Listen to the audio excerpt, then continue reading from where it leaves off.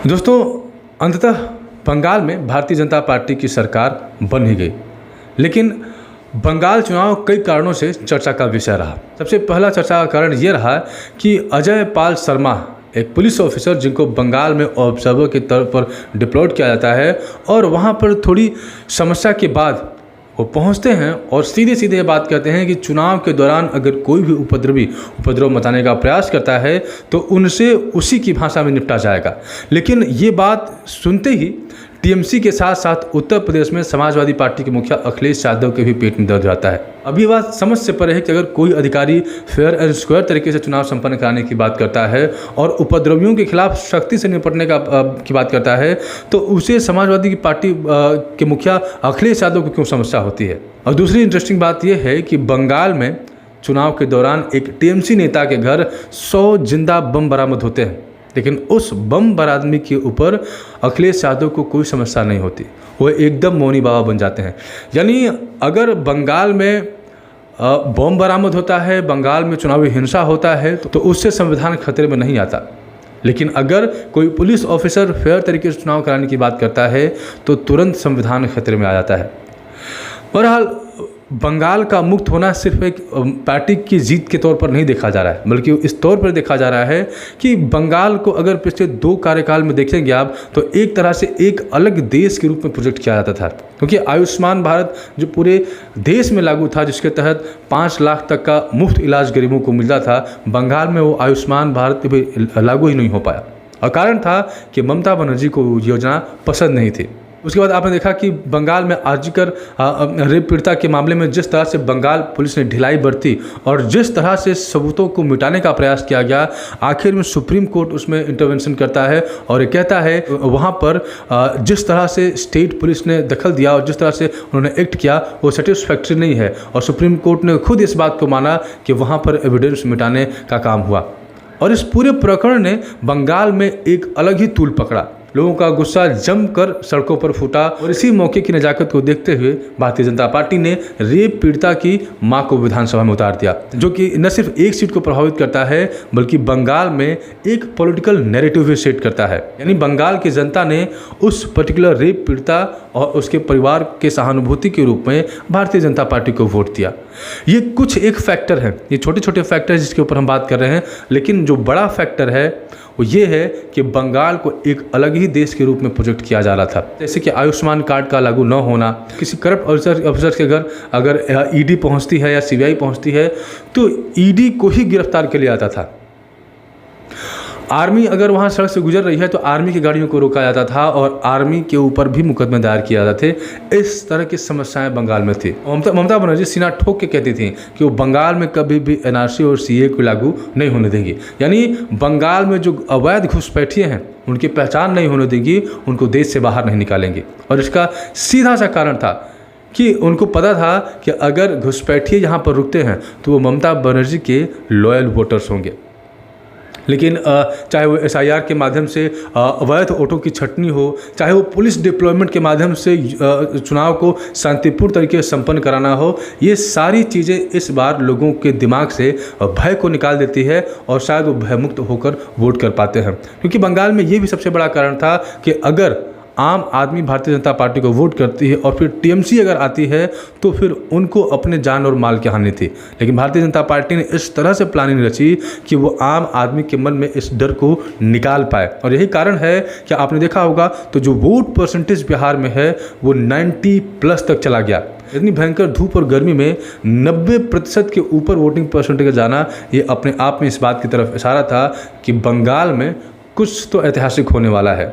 बहरहाल मामला जो भी हो, लेकिन ममता बनर्जी का कहीं न कहीं एक तरह से ये इमेज बन चुका था कि वो कम्युनल आधार पर पोलराइजेशन करती हैं। और यही कारण था कि बंगाल चुनाव में चाहे वो हिमंता बिस्वा शर्मा हो, चाहे वो उत्तर प्रदेश के मुख्यमंत्री आदित्यनाथ योगी हों, भारतीय जनता पार्टी ने इनको बहुत ही अग्रेसिव तरीके से इस्तेमाल किया। यानी फ्रंट लाइनर के तौर पे इनको पेश किया। क्योंकि जहां एक तरफ बंगाल में अमित शाह की अपनी स्ट्रैटेजी चल रही थी, वो लगातार 10 सालों से माइक्रो मैनेजमेंट कर रहे थे, ग्राउंड पर मैनेजमेंट कर रहे थे, और जो लोगों के मन में एक भय बैठा था कि चुनाव के दौरान हिंसा हो जाएगी, बंगाल में जिस तरह से आर्म फोर्सेस को डिप्लॉयड किया गया, उसे देखकर लोगों के मन में ये विश्वास हो गया कि नहीं, कम से कम चुनाव में भी किसी तरह की हिंसा नहीं होनी है। हालांकि छिटपुट कुछ घटनाएं हुई, लेकिन उस स्तर की घटना नहीं हुई जिसके लिए बंगाल कुख्यात था। अब देखना यह होगा कि जो विपक्ष गाहे बगाहे ममता बनर्जी को पीएम चेहरा प्रोजेक्ट करके उनको विपक्ष में शामिल करके अपने आप को मजबूत पाता था, अब ममता बनर्जी का भी किला ढह चुका है और एक बार फिर से वहाँ मोदी मैजिक चल चुका है। अब देखना यह है कि विपक्ष इसे किस तरह से लेता है, क्योंकि बंगाल चुनाव में जिस तरह से कांग्रेस ने भी ममता बनर्जी के ऊपर आरोप लगाया, चाहे वो चुनावी धांधली हो, चाहे वो हिंसा हो, उससे देखकर तो ये लगता है कि कम से कम ममता बनर्जी और कांग्रेस के बीच में भी बहुत जल्दी कोई साठगांठ नहीं होने वाली है। और अब बारी है उत्तर प्रदेश की। जिस तरह से बंगाल चुनाव को लेकर समाजवादी पार्टी के मुखिया अखिलेश यादव छटपटा रहे थे और जिस तरह से बंगाल में आर्म्ड फोर्सेस के डिप्लॉयमेंट पर उनकी अपनी नाराज़गी चल रही थी, या अजय शर्मा के इस स्टेटमेंट को लेकर वो सोशल मीडिया के माध्यम से अपनी प्रतिक्रिया जाहिर कर रहे थे, इससे ये बात साफ समझ में आ रही थी कि बंगाल में हर तरह की हिंसा स्वीकार है उनको। बंगाल में टीएमसी नेता के घर लाइव बम बरामदगी भी उनको स्वीकार है, लेकिन फेयर एंड स्क्वायर तरीके से चुनाव हो जाए ये उनको कतई स्वीकार नहीं था। अब जो सबसे अहम बात है कि बंगाल में अगर समाजवादी पार्टी के मुखिया अखिलेश यादव ने टीएमसी को सपोर्ट किया तो उसे टीएमसी का तो कुछ भला नहीं हुआ, लेकिन अब इस बिना मतलब की लड़ाई में जिस तरह से उन्होंने अपना स्टैंड लिया है, कहीं न कहीं उसका असर उत्तर प्रदेश चुनाव में भी जरूर पड़ेगा। जिस तरह से वो अजय पाल शर्मा के ऊपर सोशल मीडिया के माध्यम से अपनी नाराज़गी व्यक्त कर रहे थे, ये साफ दिखा रहा था कि कहीं न कहीं वो किसी तरीके से चाहते थे कि भारतीय जनता पार्टी के हाथों से बंगाल निकल जाए। लेकिन भारतीय जनता पार्टी का बंगाल में सरकार बनाना समाजवादी पार्टी के लिए भी और ख़ास तौर से उत्तर प्रदेश पॉलिटिक्स के लिए भी एक बहुत ही मजबूत मैसेज है। कुछ सालों से जिस तरह से चुनाव हारने के बाद विपक्ष की पार्टियां ईवीएम का रोना रोती थी, या जिस तरह से वो सारा ठिकरा ईवीएम के ऊपर फोड़ने लगती थी, अब वो तमाम नैरेटिव भी ख़त्म हो चुके हैं। क्योंकि चाहे वो आम आदमी हो, चाहे वो मीडिया हो, चाहे वो एक्सपर्ट हो, उन्होंने साफ साफ इस बात को सिरे से खारिज कर दिया कि अगर ईवीएम हैक होता या ईवीएम में किसी तरह की छेड़छाड़ होती तो भारतीय जनता पार्टी उन जगहों पर भी सरकार बना लेती जहां भारतीय जनता पार्टी का खाता तक नहीं खुलता है। लेकिन जिस तरह से कांग्रेस केरल में जीती है, जिस तरह से टीवीए तमिलनाडु में जीती है और जिस तरह से अन्य स्टेट्स के चुनाव हुए हैं, उससे विपक्ष की पार्टियां भी संतुष्ट नज़र आती हैं। एक्सपर्ट साथ साथ मीडिया भी अब उनको इस नैरेटिव को आगे बढ़ाने का कोई औचित्य नहीं बचता है। अब देखना ये है कि ममता बनर्जी किस तरह से रिएक्ट करती हैं और किस तरह से वो इस हार को पचा पाती हैं।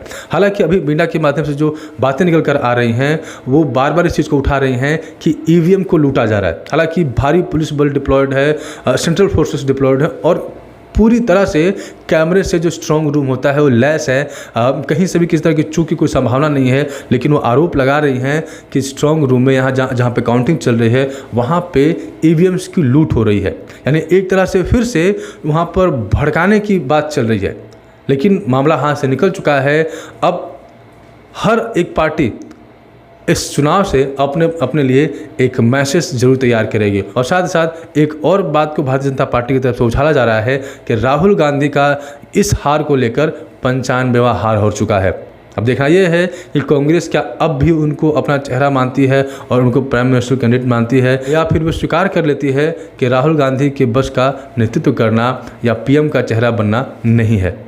दोस्तों, आपका इस पूरे प्रकरण के ऊपर क्या कहना है, कमेंट के माध्यम से आप राय हमारे साथ साझा कर सकते हैं। मिलते हैं आपसे अगले वीडियो में, तब तक के लिए नमस्कार। आपका दिन शुभ हो।